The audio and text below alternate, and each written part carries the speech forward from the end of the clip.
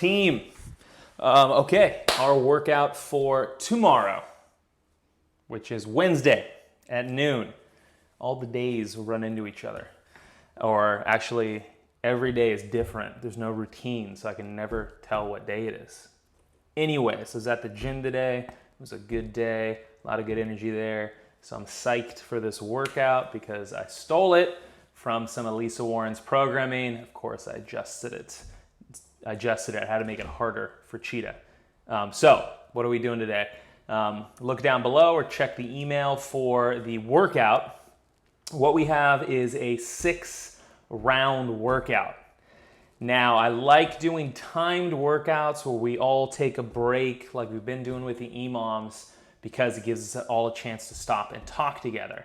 But this one, we're gonna have a rest, but you're gonna take it on your own pace. Meaning, you have a minute rest, but I'm not gonna hold everybody to start and stop at the same time. So let me tell you what I'm talking about. We have 4 movements, and I'm reading them right here. We start out with burpees, then we have some ground to, forgot about burpees. We haven't done them in a while. We're doing burpees, then ground to overhead, then some squats, and then some jumping. The ranges of movements are all over the place. For example, the burpees, we start somewhere between 7 and 14, I think should be good. Then we go to the ground to overhead, 6 to 12, and then we go to the squats, 5 to 10, and then we go to the jumping, 4 to 8. So you see the progression there. We have 14, 12, 10, 8. Now you pick the quantity you do for each. So let's get specific with the movements. Our first is a burpee. We've done these a bunch. We're going from our highest position, whether it's standing or kneeling or quadruped, and hitting the floor and coming back up. My microphone is all over the place. So that is our burpee. Oh, little jump at the top if we're coming to our feet. Hand clap if we're coming to our knees. So we have 7 to 14. That's a lot of burpees. Choose wisely. Next, we have 6 to 8 ground to overheads. This is another way of saying a snatch or a clean to press. So we take an object from the ground and put it overhead. Here, all the way to here. Now you notice I stopped at my shoulder before I pressed it up. That was a clean to press. I could also take it in one movement. Up to you depending on the weight you have and what you want to work on. One-handed object, two-handed object, whatever you have. It can be done in any position. I think you guys know how to do that. After that, we have our squats. For the ground to overhead, the advanced version is the snatch.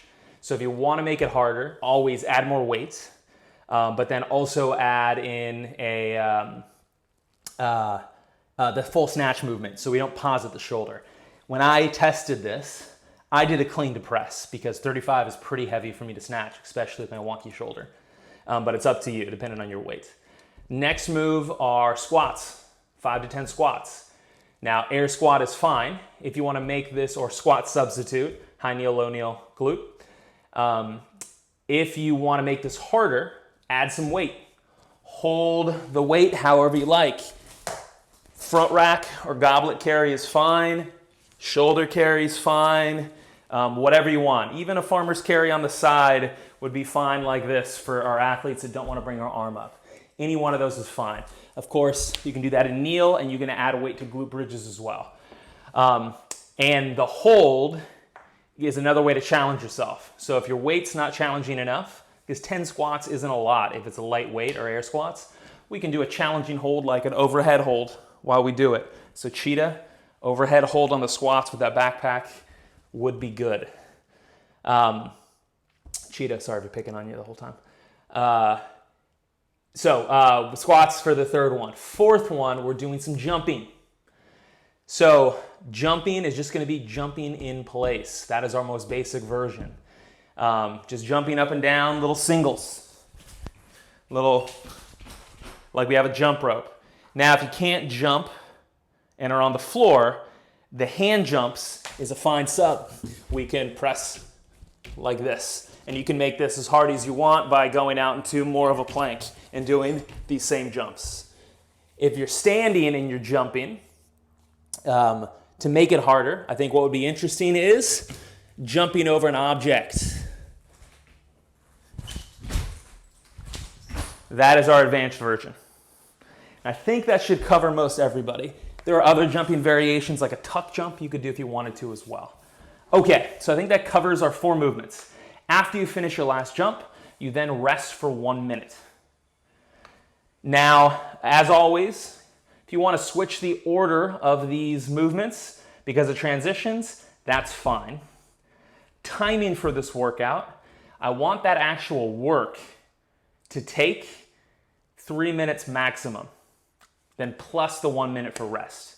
4 minutes total with the rest, 6 rounds, 24 minutes. So I don't want you going over 3 minutes. Now, this is tough as written. For example, if you choose all the highest numbers and use a heavy weight, it took me just under 3 minutes to finish. And I'm not the pinnacle of performance, but I've been doing this for a while. So I kind of paced myself. I didn't go too fast because I knew I was gonna get tired later on. So 3 minutes is the maximum. I'd rather you come out closer to 2:30. So practice these moves or give yourself a practice round before we start to test it out. If you're confident in your ability and you can kind of add this up, or you kind of feel like I'm normally in the middle or normally on the low end, go ahead and pick that. And then use the first round of the workout as a test. That's fine too. But when I say stop, everybody stops at the 3 minute mark, so you get 1 minute rest. Now, notice here, if you finish in 2.5 minutes, you're gonna stop and rest before everybody else. So you're gonna stop for your minute and start resting, and somebody next to you might take 3 minutes, so they start resting 30 seconds after. That means you'll start 30 seconds before they start. So that also means everybody needs a watch or some way to tell time in this workout. I know I hate asking for you guys to bring stuff because if you forget it, then it messes the workout up. But if we use more tools, we can have more creative workouts like this one. So everybody will be doing a little different stuff and you might overlap with each other. Okay, I think that's enough, guys. I look forward to seeing you tomorrow at 12. Big things. See ya.